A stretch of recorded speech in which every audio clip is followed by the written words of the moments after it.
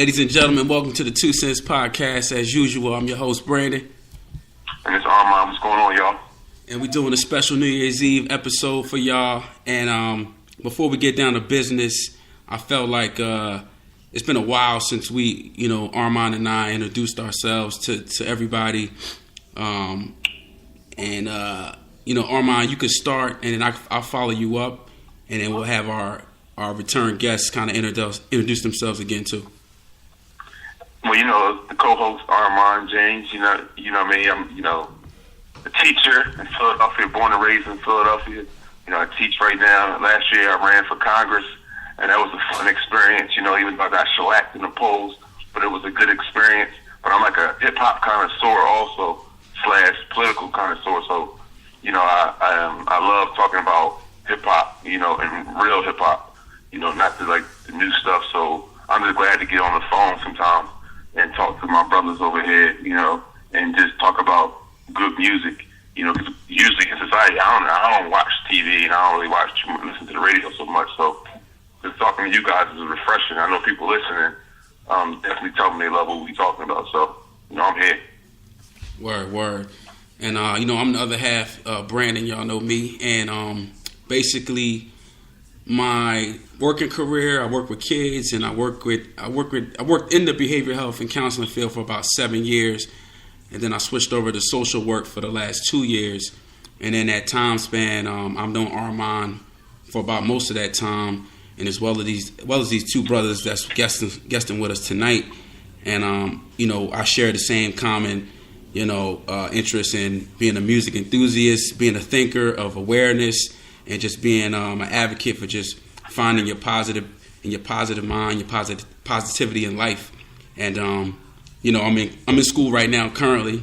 Hopefully I'll be done in May, trying to wrap up this counseling degree, and just trying to take it a step further. Much like BC, I am working with kids, teaching. I currently teach at an after-school program where I'm doing a hip-hop class once a week, trying to school the youth on the 4 elements of hip-hop, introducing them to, some of the pioneers and, showing them what DJing is all about, what MCing is all about, what breakdancing, B-boy, B-girl, and graffiti writing is all about. And also teaching PE, got my degree in physical education from San Francisco State University. I live in the Bay Area, and I'm home in Philly for the holidays, and happy to be here. And that's Open Mind, ladies and gentlemen. So you wanna finish this off? Yes. William Thompson here. Glad to be back on the podcast once again with these good brothers here. There's a wrap up as far as my background. Currently, I'm in the financial field, with variable annuities with Prudential.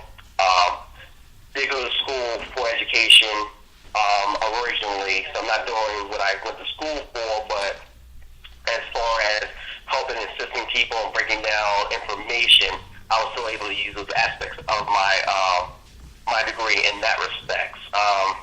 Known Brandon since high school, same with Singer, online. I was probably the past few years, but all good brothers here, always down for the knowledge, wisdom, as I've been hearing from the various podcasts here, so I'm always ready to contribute when need be.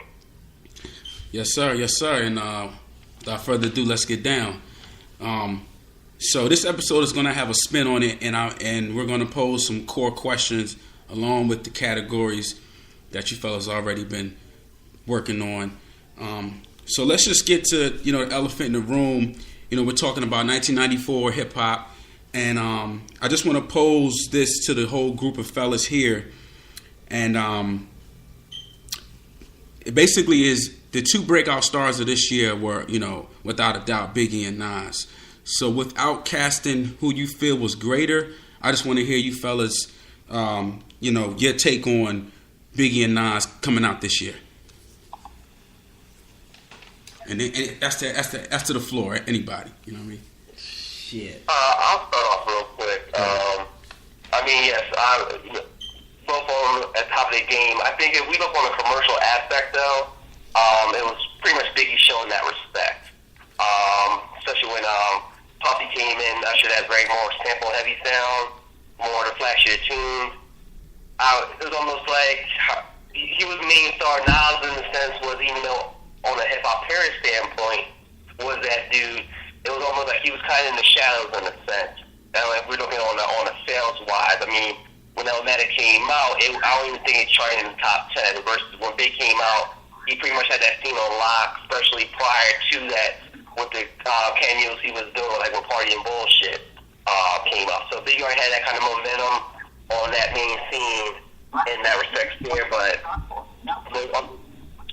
somebody say something? Nah, I think Armand, that's your background. Okay. But I mean, as far as both of them are concerned, I mean, he was that star, but he was that dude. Nas was that dude in the cut. As we saw later on, started bubbling up more on a commercial standpoint. So, for all intents and purposes, Nas was still looking at more that underground, quote unquote, backpack rapper, and Big even more commercialized rapper during that time frame. Yeah.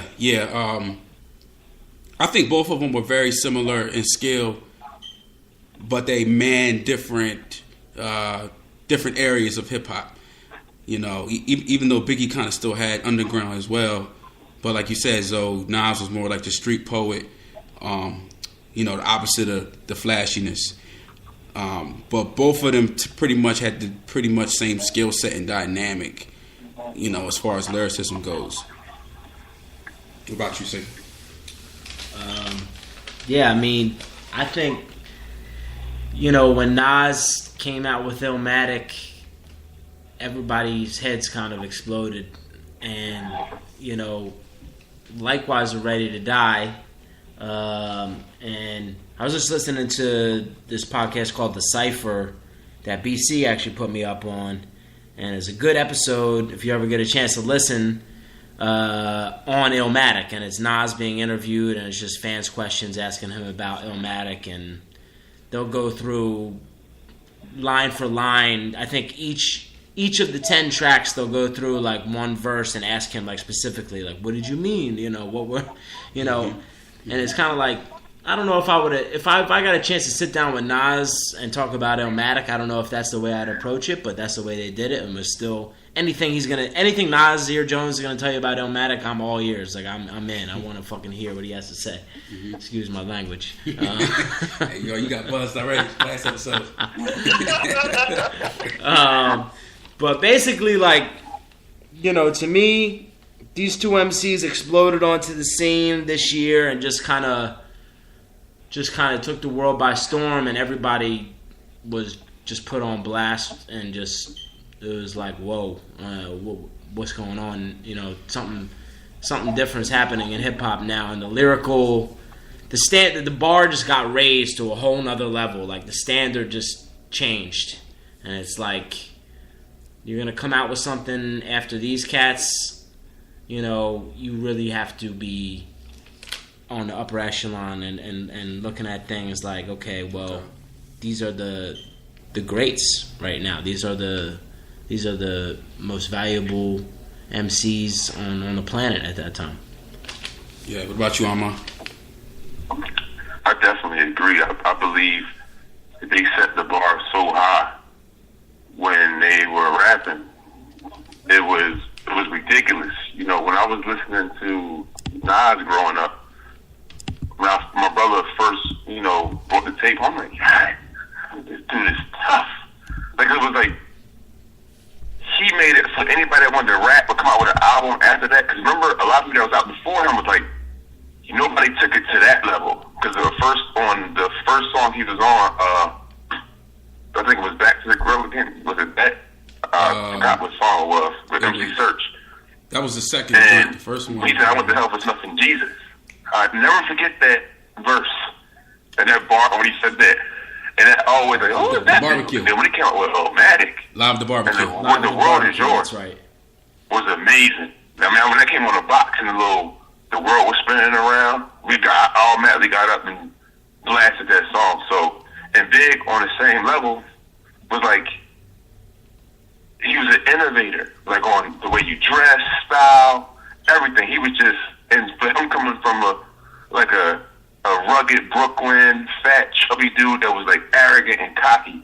It was like a whole movement back then that we didn't even really know. And I think that they set the bar so high that the competition, I remember Nas said that knowing that Big was coming out with something motivated me to write everything that was hot I could write. He's like, cause it was like, I know he gonna come with his A game, and Big said the same thing about him. Like,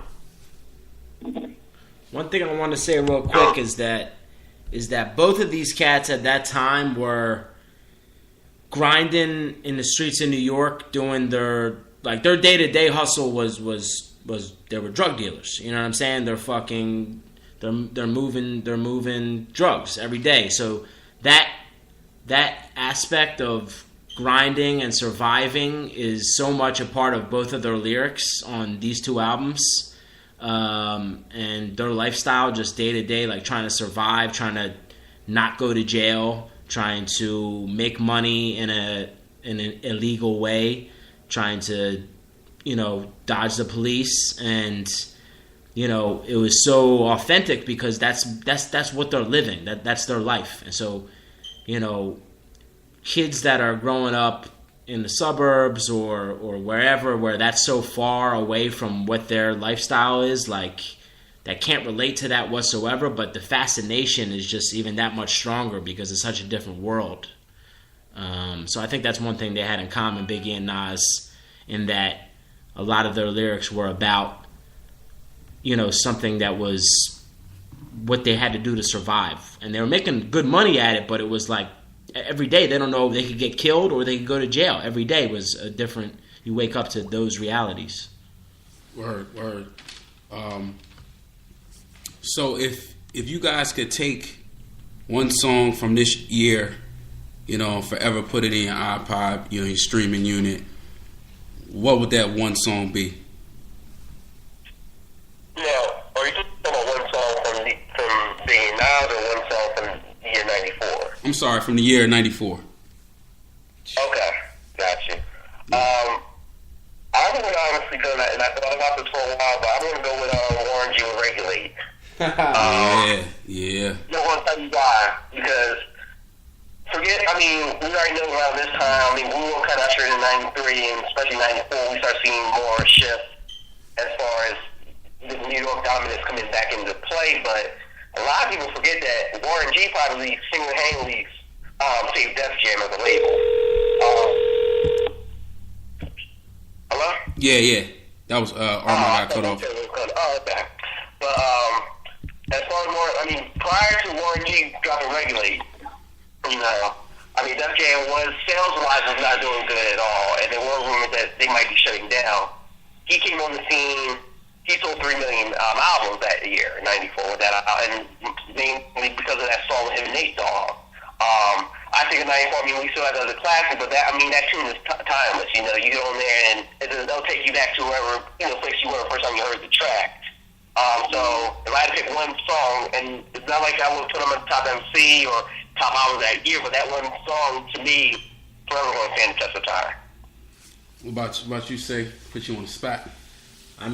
First of all, big ups to Zoe on that, because Regulators. When I'm putting myself back into the year 1994 and I'm 11 years old and that summer Regulate came out, like, as much as I look back now and look at Illmatic and Ready to Die, that song Regulate, when that music video came out, I played that more that summer than any song probably combined times 5.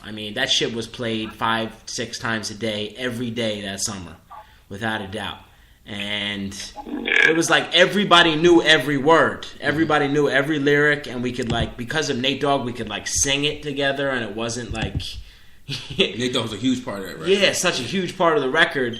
And they just flowed off each other so well, Warren G and Nate Dogg, and it was just like the anthem of summer of 94. As much as we look back, I'm not gonna front, Illmatic, I'll come out and say it right now, that's my favorite record of all time in any genre. I'm just gonna say that right now, but that's as a 32-year-old man when I look back, but in that time when I was 11 years old, nothing was better than Regulate. So